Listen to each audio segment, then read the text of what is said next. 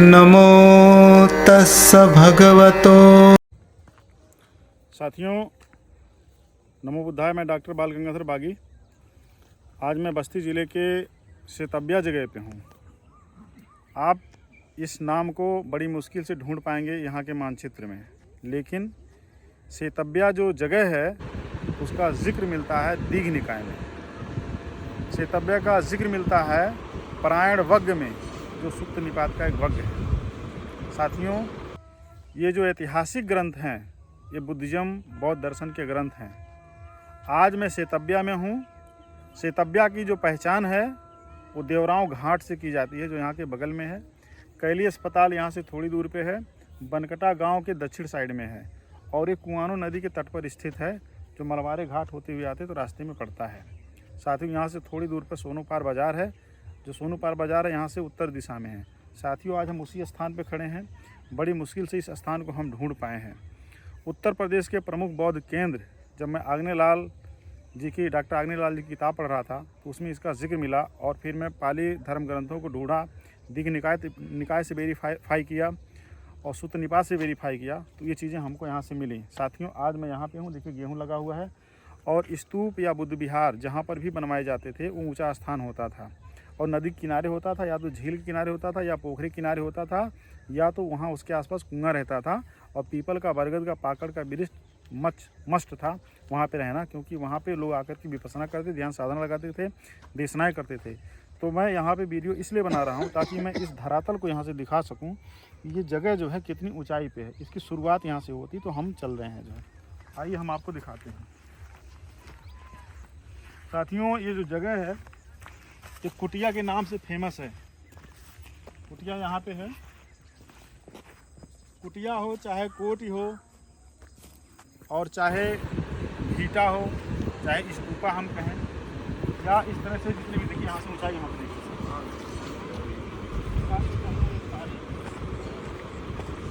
और जब हम इधर कैमरा इधर करते हैं तो देखते हैं कि काफी लोग यहाँ से नीचे काट ले गए। अब हमारी ये भी ऊंचाई पे था। इधर आम के वृक्ष लगे हैं और देखिए ढलान सीधा ऐसे जा रहा है। आप इधर से आइए। बुद्ध विहार अक्सर रमणीय जगह पे बनाए जाते थे, जो प्राकृतिक रूप से काफ़ी अच्छे हों। ये काफ़ी रमणीय जगह, यहाँ पूरा एकदम शांति है, सुकून है। यहाँ पे देख रहे हैं कि मोर दाने चुग रहे हैं, बड़ी संख्या, क्या नाम है, यहाँ पे कुछ मोर हैं और इस इलाके में मोरों की अच्छी खासी संख्या है। आइए, बहुत अच्छा है, बहुत ज़्यादा। और फिर हम देख रहे हैं यहाँ चांदी की बालियाँ हैं। भारतीय सभ्यता संस्कृति को पालने पोसने वाली बालियाँ हैं। भगवान बुद्ध कपिल वस्तु के रहने वाले थे, शाक्य मुनि थे। उस इलाके में काला नमक चावल पैदा होता है। कपिल वस्तु के बिहार से आज भी काला नमक चावल मिलता है। तो हम देख रहे हैं इस जगह की आप ऊंचाई देखिए।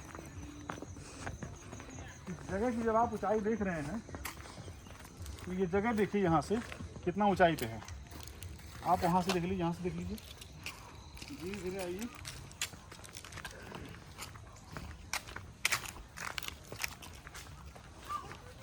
धीरे धीरे ये जगह जो सेतव्या है, सेतव्या जगह जो है, यहाँ पे देखिए पूरा तत्व के अवशेष जहाँ पर भी मिले हैं। ईंट, पत्थर, कंकड़, बर्तन के टुकड़े, खिलौने के टुकड़े, मूर्तियों के टुकड़े आपको मिले हैं। मैं जिस स्थान पे खड़ा हूँ आपको वहीं दिखा रहा हूँ कि यहाँ पे देखिए किस तरीके से अवशेष हमारे बीच में है।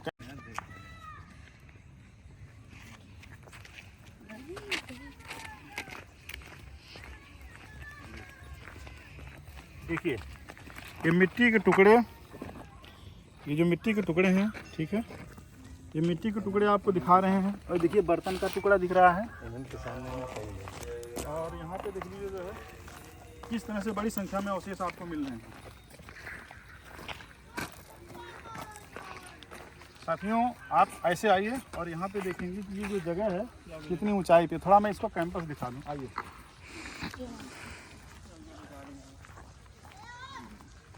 कुआनो जो नदी है, इसके बगल में कुआनो नदी है। कुआनो नदी के तट पे है। कुआनो नदी वहाँ से बह रही है और आप देखेंगे कि यहाँ से धार भी निकली है, जो उस स्थान को काट रही है कि जो भी स्तूपा के आकृति में है, और उस स्थान को काट रही है। उस साइड में जो है आप देखेंगे जो है जहाँ से हम आए हैं वहाँ पर भी स्थान को काट रही है। डॉक्टर आग्नेलाल लिखते हैं कि जो सेतव्या है नदी की धारों ने उसको 3 हिस्सों में डिवाइड कर दिया है। तो एक हिस्सा उधर वाला हो गया, एक हिस्सा जहाँ पे हम खड़े हैं और एक हिस्सा उधर वाला हो गया। तो साथियों इधर हम थोड़ा सा कैंपस दिखाना चाहेंगे। यहाँ इसके कैंपस को अगर आप देखें तो ग्रामीणों के द्वारा लगातार इसकी कब्जा जारी है और यहाँ पे लोग देखिए गोबर कंडा ये सब कर रहे हैं। इस स्थान को देखिए, तो ये स्थान काफ़ी ऊंचाई पे है। आते जाइए। भारत की जो कला संस्कृति है, दर्शन है, बिना बुद्धिज्म के लिखा नहीं जा सकता, कंप्लीट नहीं हो सकता। देखिए मैं इसके कगार पे खड़ा हूँ और यहाँ पे आप ईंट का टुकड़ा देख सकते हैं। ये ईंट का टुकड़ा है, देखिए ये ईंट का टुकड़ा जो है प्राचीन ईंट का टुकड़ा है। इसके अलावा खेत में अगर आप देखेंगे तो यहाँ की कटान में अगर आप देखेंगे लगातार आपको ईंट के टुकड़े नज़र आ रहे हैं, बर्तनों के टुकड़े नज़र आ रहे हैं। देखिए साथियों, और इधर आइए हम दिखाते हैं आपको।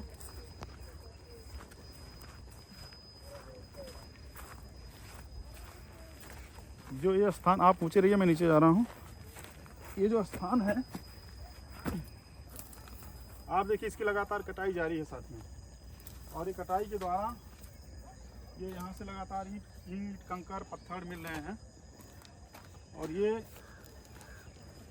सर्वेक्षण विभाग से मेरा ये निवेदन है यथाशीघ्र इस जगह की बाउंड्री कराएं और पुरातत्व सर्वेक्षण की यहाँ पे टीम आए, टीम यहाँ की खुदाई करवाए, उसको कार्बन डेटिंग किया जाए और यहाँ पे जो भी चीज़ें अवशेष के रूप में मिल रही हैं उसकी जान पहचान की जाए। क्योंकि बौद्ध धर्म के जहाँ पर भी स्थल हैं वहाँ पर भी काफ़ी लापरवाही बरती जा रही है, जो कि सही नहीं है। आइए हम और आगे दिखा रहे हैं। आइए सर आप लोग।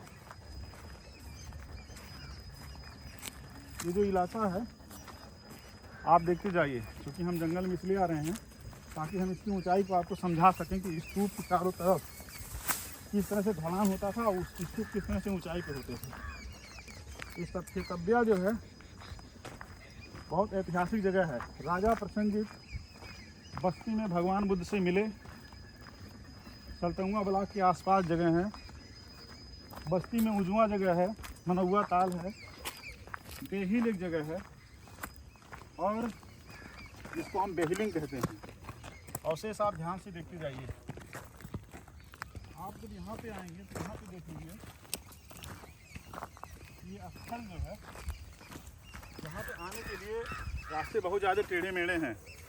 अगर आप अननोन पर्सन हैं, इस इलाके के रहने वाले नहीं हैं, तो बड़ी आसानी से नहीं आ पाएंगे। हम लोग को भी काफ़ी गांव वालों से पूछना पड़ा और बहुत मुश्किल हुई। यहाँ पे जो है, यहाँ पे गोह नाम का एक जानवर भी रहता है जो है काफ़ी बड़ा होता है। अगर दिखेगा तो हम आपको दिखाएंगे, क्योंकि एक बार मैंने यहाँ पे देखा था इस रास्ते से जब हम गुजर रहे थे। साथ में देखिए इस जगह को, आप देखिए हम वहाँ से चलते ही चले आ रहे हैं और जगह ख़त्म होने का नाम नहीं ले रहा है। लगातार देखिए ये नदी का कछार वाला इलाका आ रहा है, क्योंकि नदी यहाँ पे बह रही है आगे से और इसको काट दे रही है। यहाँ ढलान है, क्योंकि बुद्धिज्म हमेशा प्रकृति के करीब रहा है। भगवान बुद्ध ने प्राणी जगत के कल्याण की बात की थी, मनुष्य मात्र की नहीं। बुद्धिज्म की थ्योरी प्रेम से हट करके मैत्री का उपदेश दी, क्योंकि प्रेम बहुत छोटा शब्द है। प्रेम आप अपनी पत्नी से कर सकते हैं, बच्चों से कर सकते हैं, माता पिता से कर सकते हैं, अपने धन धरती जमीन जायदाद से कर सकते हैं। लेकिन मैत्री जो होता है वो मैत्री समस्त प्राणी मात्र से होता है। चाहे दुनिया का कोई भी पशु हो, जीव जंतु हो, वनस्पति हो, इंसान हो, आदमी हो, औरत हो, कोई भी हो, तो मैत्री का उपदेश दिया। और नदियों के किनारे जब बुद्ध विहार बनाए जाते थे तो वहाँ शांतिमय वातावरण होता था, नहाने धोने की अच्छी सुविधा रहती थी, पानी पीने की सुविधा रहती थी। तो इसीलिए जो विहार बनवाया गया था ये नदी के किनारे बनवाया गया था। आगे आप देखिए इसका कैंपस एरिया दिखाते हैं आपको। जो है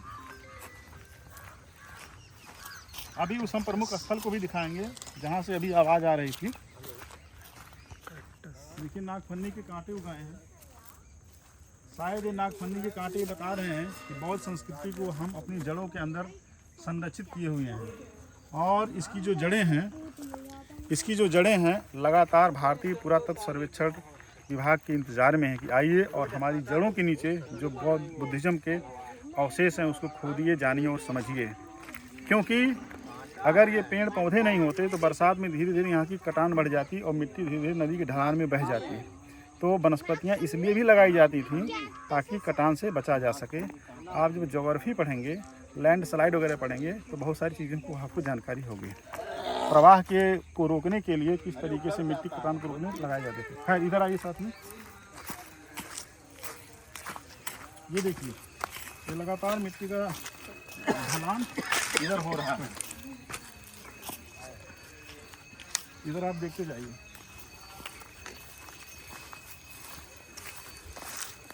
ये स्तूप की जो ऊंचाई है, ये चारों तरफ इसकी मिट्टियाँ बिखरी हुई हैं और लगातार ये ऊंचाई वाला स्थान है। आप यहाँ पे देखते जाइए। साथियों देखिए, हमको ईंट का टुकड़ा मिला। भारतीय इतिहास में ऐसे बहुत सारे मोड़ हैं इतिहास में जहाँ आपको बहुत सारा डाउट होता है। क्योंकि आप देख लीजिए बस्ती ज़िले में है और बस्ती ज़िले के इतिहास से लगभग गायब है। तो जब ये बस्ती ज़िले के इतिहास से गायब है तो उत्तर प्रदेश के इतिहास से गायब है, और जब ये उत्तर प्रदेश के इतिहास से गायब है तो भारत के इतिहास से गायब है। तो अगर जो जगह जिस स्थान पे है, क्योंकि कोई जगह किसी न किसी गांव में होगा, ज़िले में होगा, तहसील में, ब्लॉक में होगा या तो राज्य में होगा, तो अगर उस जगह का इतिहास नहीं लिखा जा रहा है या इग्नोर किया जा रहा है या वो चीज़ें पुरातत्व का हिस्सा नहीं बन पा रही हैं और मेन हिस्ट्री राइटिंग में नहीं आ रही हैं, इट मीन्स उनको इग्नोर किया जा रहा है। तो इतिहास के साथ ये भेदभाव नहीं होना चाहिए। आप आइए, हम काफ़ी झाड़ी में आ गए हैं और यहाँ नाग पानी के पौधे लगे हैं, लगातार आप इनको देखते जाइए। अब जो है आप वहाँ दिखाइए कैमरा जूम करके कि किस तरीके से जितना हम स्थान घूम के आए हैं उससे भी आगे काफ़ी जगह है, काफ़ी झाड़ी है, क्योंकि वहाँ थोड़ा शाम का टाइम है, वहाँ पे जाना मुश्किल है, इसलिए हम आपको इधर से आपको दिखाएंगे। आइए, ये भी जगह ऊँचा है, आप देखते जाइए।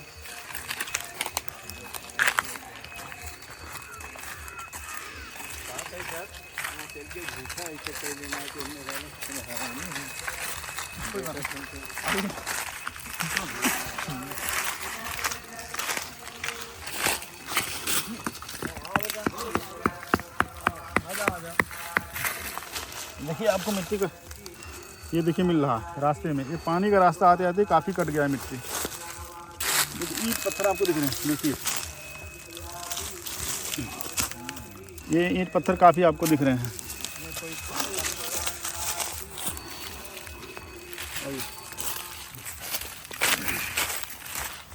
अब देखिए ऊंचाई कितने पे है, इस ऊंचाई से आप ढलान को दिखाइए, थोड़ा इधर से दिखाइएगा, इस ऊंचाई से आप ढलान को दिखाइए, इधर दिखाइए।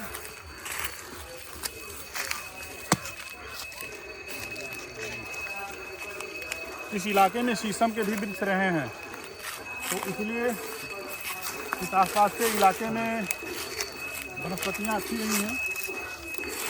और भारत में आप अक्सर ऐसे गांव के नाम पाएंगे जिनका नाम है पिपरसन है, पिपरावा है, पिपरी है, पिपरसंडा है, पिपरही है, पिकौरा है, ऐसे बहुत सारे नाम पाएंगे। क्योंकि ये जो नाम है पिपरे से शुरू होते हैं।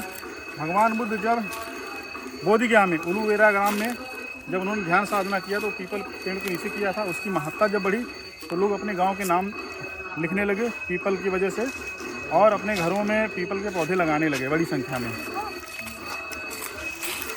ऐसा और आप देखेंगे, देखिए मिट्टी का टुकड़ा, देखिए इधर देखिए चौड़ी ईंटें हैं, चौड़ी ईंटें हैं, देखिए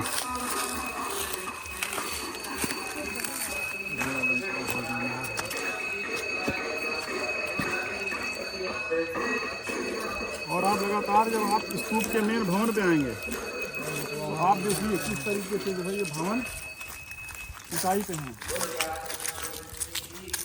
यहाँ पे कुछ लोगों ने अपना धार्मिक स्थान बना लिया है। आप इधर से देखिए, आप जूम करेंगे तब आप देखेंगे कुआनो नदी बह रही है, और जूम कीजिए, और जूम कीजिए, पानी की धारा आपको दिख रही है कि कुआनो नदी है। जूम आउट कर लीजिए, देखिए साथियों ये बहुत चौड़ी ईंट है। भारतीय इतिहास लेखन में काफ़ी इसकी सहायता हो सकती है। तो हम चाहते हैं इतिहासकार इन ईंटों के बारे में भी थोड़ा जाने समझें।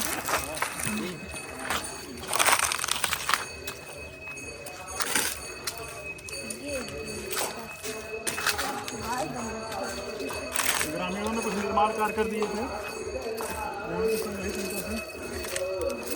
और देखिए साथियों, यह बोधी वृक्ष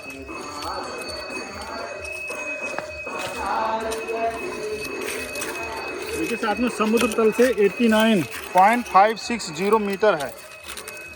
इसकी जो है देखिए आर्कियोलॉजिकल सर्वे ऑफ इंडिया की रिपोर्टिंग भी यहाँ पे हुई है, लेकिन अभी तक कोई बाउंड्री नहीं हो पाई है। साथियों, ये पीपल का वृक्ष है, बोधि वृक्ष है।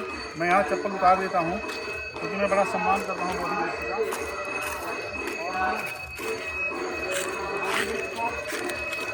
और प्रणाम करता हूँ क्योंकि जहाँ भगवान बुद्ध जिस पेड़ के नीचे अपने ज्ञान का एनालिसिस किए, विवेचना किया, देशना किए, उस पीपल के पेड़ की बड़ी महत्ता है।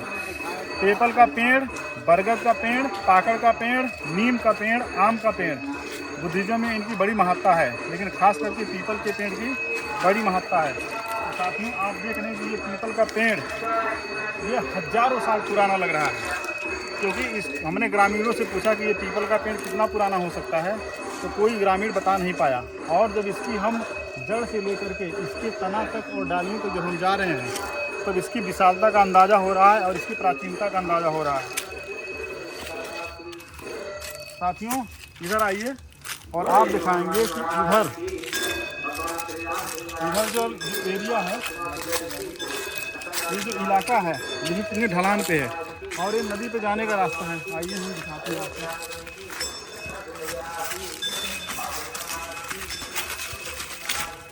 जिस नदी का जल भगवान बुद्ध पिए, जिस नदी का जल बौद्ध भिक्षु पिए, जिस नदी का जल राहुल पिए, जिस नदी का जल राजा प्रसन्नजित पिए, जिस नदी का जल सारिपुत्र मोगलनयन पिए, जिस नदी का जल उपाली पिए, जिस नदी का जल माया प्रजापति गौतमी माता यशोधरा पी। साथियों, ये नदियाँ सभ्यता और संस्कृति के निर्माण में अहम रोल अदा करती हैं और नदियों का एक दूसरी नदी से कनेक्शन होता है। साथियों, ये जो विशाल जलधारा दिख रही है आपको, ये जलधारा के किनारे बना हुआ ये स्तूप, ये बौद्ध अवशेष, चेतव्या, ये बहुत कुछ इतिहास को रेखांकित करती है साथियों। और हम आपको उस नदी के जल के जरूर दर्शन कराएंगे जिन्होंने इस विशाल बुद्ध विहार के निर्माण में अपना महती योगदान दिया है। देखिए साथियों, कुआनो नदी की एक खास पहचान है कि ये अपनी धारा में बहती है। इस नदी में जल्दी बाढ़ नहीं आती और ये ऐसी नदी है कि जो हमेशा इसकी कटान नीचे की तरफ होती है और ये बहुत गहरी मानी जाती है। कुछ नदियां हैं जिसके अंदर जाने के बाद आपको ऐसे लगेगा कि कुछ दूर आप चल जा सकते हैं, धीरे धीरे कमर के पास पानी आएगा, लेकिन ये नदी जो है डायरेक्ट गहरी है। आप अगर जरा सा नीचे उतरेंगे तो शायद आप यहाँ डूब भी सकते हैं, ये नदी इतनी गहरी है। बच्चों इधर आ जाओ, इधर आओ। साथियों, अब यहाँ से आप देख सकते हैं इस नदी की गहराई। ये नदी देखने में बड़ी छोटी है, लेकिन कुआनो नदी इसलिए इसका नाम पड़ा क्योंकि कुएं की तरह गहरी है। हाँ, उधर एक कुआं भी, हम आपको कुआं भी दिखाएंगे। अब आप कैमरे को टर्न कर लीजिए, थोड़ा सा उस जगह को दिखा दीजिए, क्योंकि नदी की धारा, वो शायद जूम कीजिए, शायद जो है किसी कोई वट वृक्ष लग रहा है, बहुत साफ नहीं आ रहा, लेकिन जो भी है वो विशाल पेड़ ही है। और इधर दिखाई ये नदी का ये वाला छोर भी काफ़ी ऊंचाई पे है। अब साथियों, में आपको कुएं का दर्शन कराएंगे, जिस कुएं का पानी हमारे पूर्वज पिया करते थे।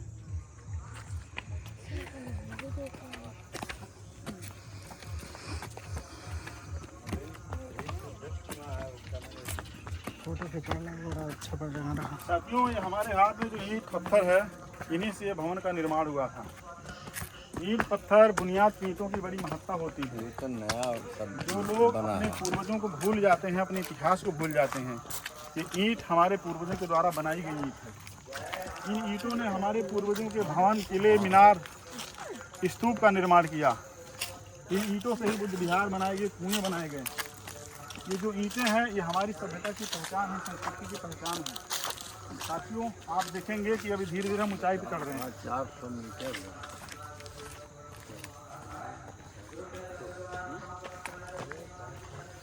साथियों देखिए ये इतनी ऊंचाई पे बना है कि यहाँ पे चाहे जितनी बाढ़ आ जाए ये इलाका डूबेगा नहीं। अगर ये इलाका डूब जाएगा मतलब अगर ये स्तूप डूब जाता तो पूरा बस्ती जलमग्न हो जाता। ये इतनी ऊंचाई पे बना है तो इस जगह की कितनी महत्ता रही होगी। आज बुद्धिज्म के जो अवशेष हैं वहाँ पे ट्रेनें कम जाती हैं, वहाँ पे बसों के जाने की व्यवस्था नहीं है, ट्रांसपोर्टेशन बहुत गड़बड़ है। तो कहीं ना कहीं कुछ लोगों की ये मनसा है कि बुद्धिज्म के जो अवशेष हैं वो क्या नाम है लोगों को ना पता चले।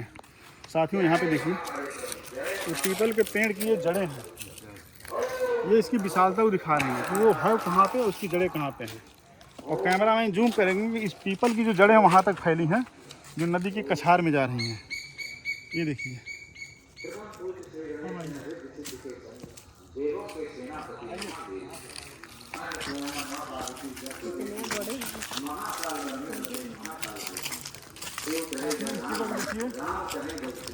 और देखते ही जाइए इसी लगातार पत्थर बर्तन के टुकड़े बड़ी मिलेंगे।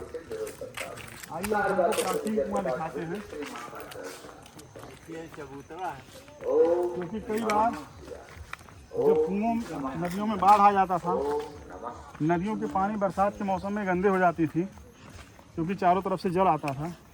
तो लोग कुआं इसलिए बनाते थे ताकि कुएं से जो है पानी निकाल करके पिया जा सके। आप देखिए साथियों ये जो कुआं है ये प्राचीन कुआं है।